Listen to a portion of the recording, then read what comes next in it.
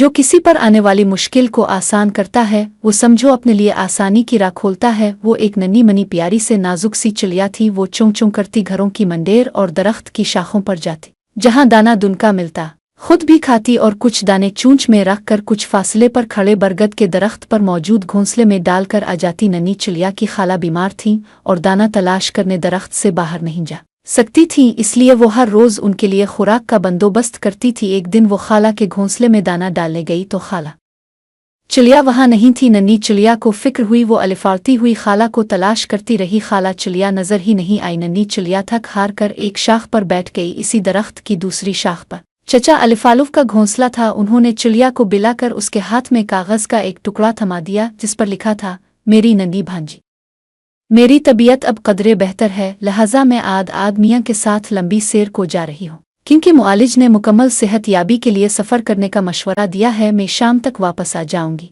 फ़कत तुम्हारी खाला। नन्ही चिड़िया ने खत पढ़कर सुकून का सांस लिया। फिर कायक चचा अलिफालूफ से कहा, मैं कब से एक शाख से दूसरी शाख, इस डाल से इस डाल अलिफाड़ती फिर रही हूँ, अब खामोश देखते रहे, मुझे पहले ही आवाज़ देकर ये खत क्यों ना दिया।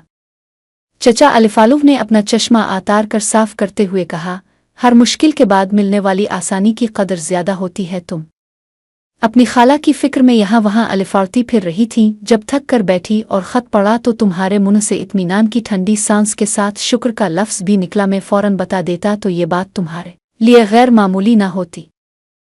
चचा जी, शुक्रिया, जिंदगी का ये सबक अच्छा है, मैं इसे अपने जहन में बिठा लेती हूँ। नन्ही चिड़िया कुछ देर बाद वहां से अलिफाड़ और सोचा अब कौन सी नेकी की जाए। ये सोचकर वो यहाँ वहाँ प्यार करती दाना चुगती अलिफाड़ती हुई एक मंडेर पर जा बैठी। दो किसान आपस में बातें कर रहे थे। हमारी खड़ी फसलों में टिड्डी दिल का हमला होने वाला है, समझ में नहीं आ रहा है क्या करें कि ये मुसीबत टेल जाए।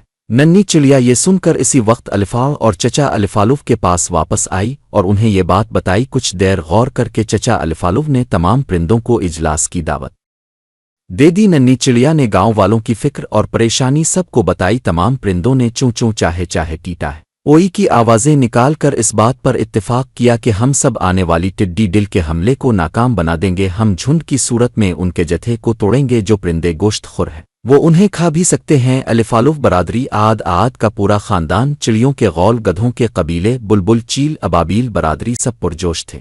लेकिन कौवे बरादरी की हिचकिचाहट सबको बारी लगी। तमाम परिंदों ने एक ज़बान होकर उन्हें बताया कि हम परिंदों पर इंसानों के जो एहसानात हैं वो गिनवाए कि किस तरह ये इंसान अनाज आगाती हैं, दरख्तों पौधों की देखभाल करते हैं, जिंदगी की गाड़ी चलाने के लिए एक दूसरे का साथ देते हैं और हमारी खुराक उन्हीं की बदौलत हम तक पहुंचती है, वगैरह वगैरह। अब कौवा बरादरी भी इस मुहिम के लिए तैयार थी। जब टिड्डी दिल फसलों पर हमला करने को आगे बढ़े तो अपने सामने 10 गन्ना बड़े परिंदों के झुंड को आता देखकर सरपट वापस पलट गए। नन्ही चिड़िया खुशी से झूमती गांव के किसान के घर की मंडेर पर जा पहुंची और झूम झूम कर गाने लगी, जब मुश्किल कोई आवे है हिम्मत ताव क्यों हारे है, गिरजोश जवां ताव रखे हैं, ये देख दुश्मन ही हारे है। किसानों ने तमाम परिंदों का शुक्रिया अदा किया और टोकरे भर भर कर अनाज चुगने के लिए दिया। चचा अलिफालूफ ने अपनी गोल गोल आंखें घुमाते हुए चिड़िया को दूसरी नसीहत की, जो किसी पर आने वाली मुश्किल को आसान करता है वो समझो अपने लिए आसानी की राह खोलता है।